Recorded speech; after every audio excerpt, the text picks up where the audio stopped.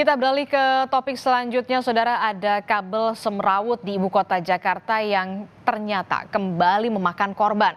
Seorang mahasiswa Sultan Rifat Al-Fatih terjerat kabel serat optik yang menjuntai di Jalan Pangeran Antasari, Jakarta Selatan hingga cedera parah sejak 7 bulan silam. Keluarga korban kini menuntut keadilan. Sultan, Saudara, kini menderita cedera parah di bagian leher yang membuat ia tidak bisa berbicara dan juga harus menggunakan selang untuk makan dan juga minum. Sultan, Saudara, juga tidak bisa melanjutkan kuliah karena harus menjalani perawatan. Dan inilah, Saudara, lokasi di mana kecelakaan terjadi pada Sultan pada bulan Januari yang lalu, yakni di Jalan Pangeran Antasari, Jakarta Selatan. Jika kita lihat, Saudara, kabel-kabel yang melintang di tengah jalan ini memang sudah di atas ketinggian kendaraan. Namun para pengguna jalan tetap harus waspada karena masih ada kabel yang menjuntai. Dan saat kecelakaan, Sultan mengendarai motor secara perlahan karena ada kabel yang menjuntai. Namun ia kemudian terkena kabel fiber optik yang tersangkut dan tertarik di sebuah mobil yang berada di depannya. Keluarga Sultan pun telah bertemu dengan pihak pemilik kabel, Polda Metro Jaya, dan mengirimkan surat kepada Presiden Joko Widodo tentang insiden yang dialaminya. Sementara itu, pejabat Gubernur DKI Jakarta Heru Budi Hartono meminta pertanggungjawaban pemilik kabel.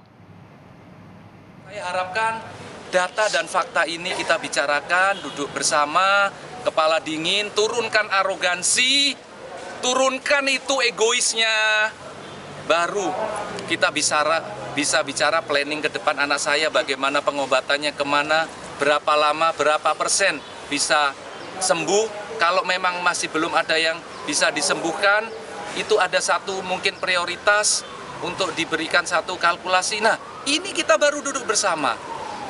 Minta saran dokter ahli. Ini bukan soal uang, rekan-rekan. Saya butuh uang, betul. Tapi sekali lagi ini bukan soal uang. Ini soal keadilan yang fair. Dari awal saya menjabat, saya minta itu kan berbahaya, termasuk di Gunung Sahari. Saya sudah katakan ini berbahaya buat pejalan kaki, motor, pengguna. Harus ditertibkan. Yang menentukan siapa? Masing-masing pemilik kabel. Jadi yang memakan korban ini saya minta pemilik kabel dia harus bertanggung jawab. Pihak PT Bali Tower Indo selaku pemilik kabel menegaskan telah berkomunikasi dengan keluarga korban usai mengetahui kondisi korban pada 23 Mei 2023. Namun belum ada titik temu terkait dengan biaya kemanusiaan antara pihak keluarga Sultan dan perusahaan. Pihak perusahaan menilai tidak ada kelalaian karena proses maintenance dilakukan dengan baik. Sebuah video pun ditampilkan yang mengilustrasikan kabel diduga tertarik oleh kendaraan bermuatan tinggi hingga terkena mobil dan juga Sultan. Kabel ini cukup kuat sehingga itu tidak putus. Ya, dengan tidak putusnya kabel ini, inilah dasar dugaan kami bahwa ini ada tarikan oleh benda yang sangat keras dan kencang sehingga terjadi sampai bengkok. Sementara itu, kecelakaan akibat kabel fiber optik juga dialami seorang pengemudi ojek online di Jalan Brigjen Katamso Palmerah, Jakarta Barat 28 Juli yang lalu, Saudara. Supir daring ini tewas akibat terjatuh dan menabrak trotoar setelah diduga menghindari kabel fiber optik.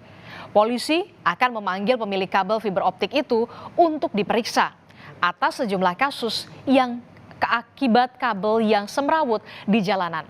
Pemerintah Provinsi DKI Jakarta pun memberi ultimatum pada perusahaan penyedia kabel fiber optik.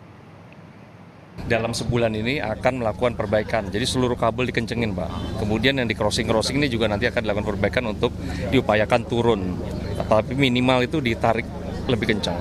Nanti kalau sebulan lewat ternyata tidak dieksekusi, nanti baru Pemprov yang akan eksekusi. Sanksinya apa, Pak?